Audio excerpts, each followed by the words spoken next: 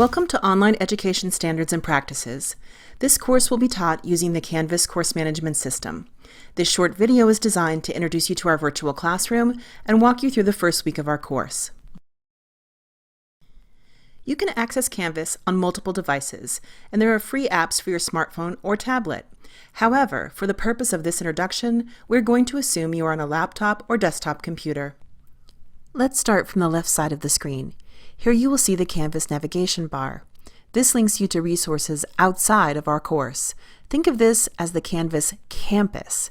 Here is where you can access your Canvas profile, your dashboard, your courses, your calendar, and your Canvas inbox. If you need to send email to a course facilitator or one of your peers, click on the inbox, then on the icon to compose a new message. Choose your course from the drop-down menu, and then add the recipient. Use the people icon to see the names of those in the course. Enter your subject, your message, and hit send. You're all set. If you choose to have Canvas messages delivered to your email, you can reply to any messages sent to you via Canvas directly from your email. Pretty nifty. Okay, back to the Canvas navigation pane. At the bottom of this navigation pane is a really important resource, the Help button. When you click on the question mark, a handy dialog box opens with help options, including a direct path to emailing your instructor and links to the Canvas guides. We'll be exploring the guides throughout this course. For now, let's move back to the top of the Canvas navigation pane and take a quick look at your profile. At this moment, your profile may be feeling a little gray. In our introductory unit, one of your assignments will be to add the You to your profile. We also want to point out that your profile is where you will set your notifications, store personal files, and build your ePortfolio. So the Canvas navigation pane is like the campus. Like your brick-and-mortar schools, there is one campus with many classrooms, right? Your Canvas navigation pane stays the same no matter which course you're in. Next, let's skip to the central pane of the Canvas window, the actual classroom where you can find the course content. Let's step through the content in the orientation unit. In the first week, when you log into the course, you'll be directed to the home page. When you click on the green Start Here button, you are rerouted to the orientation unit, where you will learn important information about being successful in this class. In the orientation unit, you'll learn how to get started in Canvas, and we'll review essential information about the course guide. The units in OESP are designed to be completed chronologically. Use the Next button to move through the resources and activities in order. On page 3 of the orientation, you will find the syllabus for the course, our course guide. You can view the syllabus online by clicking on the magnifying glass logo, or, if you choose, you can download the document by clicking on the title or the download icon. Throughout the course, whenever we include a document, you will have the choice between downloading the document or viewing it online. If you download the document, you will need a current version of Adobe Acrobat Reader. We have provided a link for downloading this free software. Throughout the course, you will find we have included many links to resources. Links are indicated by blue text. On page 3, you will also see that some information is hidden. Clicking on the small arrow to the right of the subtitle will reveal the hidden material. Be sure to read all of the material on each page. The next page tells you a little bit about your course facilitators, including their preferred method of contact. On page 5, we introduce you to a few of the Canvas communication tools, including announcements and notifications. Weekly announcements are how we push out information to you. Look for an announcement every Monday, and sometimes midweek as well.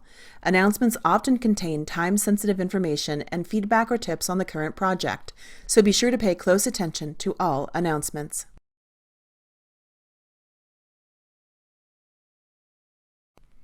Notifications are settings attached to your Canvas profile that allow you to choose how you will be notified about course material. You will want to set your notification preferences right away to tailor the communication to your needs and lifestyle. Since notification preferences are individual, you will need to carefully read the Canvas guides to ensure your preferences are set the way you like. Throughout the course, we provide links to the Canvas guides that are essential to the task at hand. Remember to watch for the blue text, as this signifies a link to a resource. Often these guides provide important information for completing a tech task. Be sure you are opening and reviewing the guides. We usually include them in a special section of the page called Resources. The next page of the orientation includes important information about participating in the course and grades. You will need to achieve an 80% on the coursework in order to advance to the portfolio review. Page 6 includes activities and tips you'll need to start the course on the right foot, sort of like checking your driving skills and your engine before a long trip. As you complete these activities, keep your own students in mind too. How will you ensure they are prepared for your class? Next, we discussed how best to get help when you need it. In emergencies, we encourage you to contact us directly. For questions about the course, however, we encourage you to post your questions to the course Q&A. And if you have a question about using Canvas, don't forget about the extensive supply of Canvas guides. On page 7, you'll shift gears a little. Throughout the course, we use interactive lessons created in SoftChalk. Each lesson begins with a table of contents. To start a lesson, click on page 1. There are several ways to navigate from page to page. For instance, you can use the navigation buttons at the bottom of the SoftChalk page, or you can use the drop-down table of contents at the top of the page. As you work through the lessons, be sure to scroll to the bottom of the page to review all of the material. And don't confuse the Lesson Next Page button with the Canvas Next button, or you may miss several pages. The orientation portion of this week's work closes with a discussion. Read the prompt and instructions carefully and any posts from your peers. To post your contribution, simply click on the Reply button. A text edit box will open. Type in your response, and then click the Post Reply button. The discussion uses a standard editing box that allows you to format your text. If you are new to this type of editing, please review the Canvas guide on using the text editor. One final tip. You're going to be sharing a lot of resources with one another. Instead of just typing the URL, make the URL a link.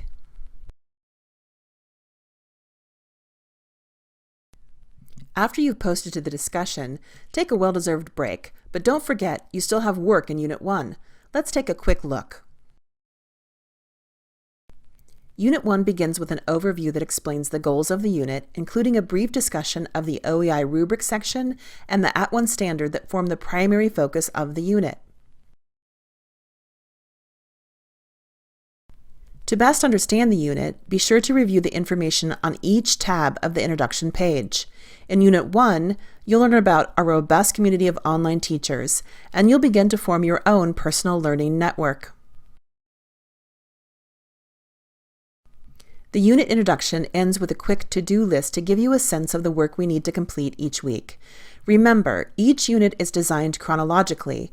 We strongly suggest you move through the unit resources and activities in the order provided. The next page in Unit 1 is a lesson on professional organizations in online education. Unlike the self-check lesson in the orientation, this lesson is graded. When you begin the lesson, you will be reminded that you need to click the Finish button at the end of the lesson to automatically send your score to the gradebook. If you don't hit the Finish button, your score will not be entered. After the lesson is your first tech task assignment to edit your profile. When you've completed your profile, be sure to come back to the assignment and submit a statement letting us know your profile is ready for review. Be sure to review the Canvas guides and the grading rubric included in the assignment.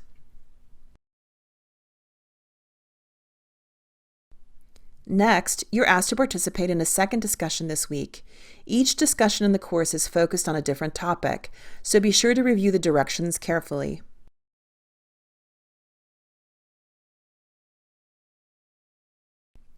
Finally, our first week will end with a reflection about the role of professional development. We hope you will have a lot to discuss by then. You're almost ready to get to work in the unit, but we want to show you a few more things about navigating the course. Though each of the units is designed to be completed in order, you most likely won't complete an entire unit in a single sitting. Canvas makes returning to the spot where you left off or navigating to specific places in the course very easy. Let's take a closer look at the course navigation pane. At the top of the course navigation pane is the Home button. This will take you back to the start page of the course. Below the Home button is a link to an archive of all of the announcements. Since announcements are such an important part of the course, this archive can be an invaluable resource. If you think you've missed an announcement or need information from a prior announcement, this is where you would look. Next is the link to the syllabus tool.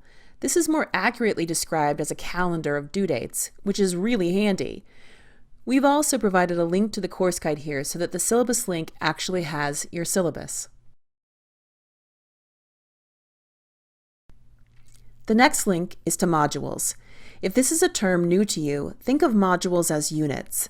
This link takes you to a table of contents for the modules.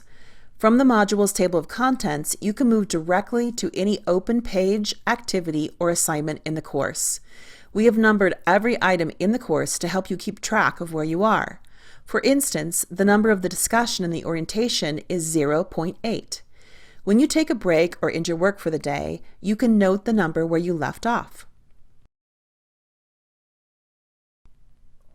The module table of contents gets longer and longer and longer as the course goes on. You can collapse a module once it's been completed to make navigating the table of contents easier. Simply click on the small triangle next to the module title. To reopen the index, click on the triangle again.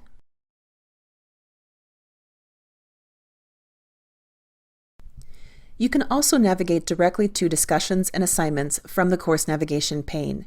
In discussions, the current open discussions are pinned to the top of the page. This is also a great way to get to the Q&A forum or the current week's discussion.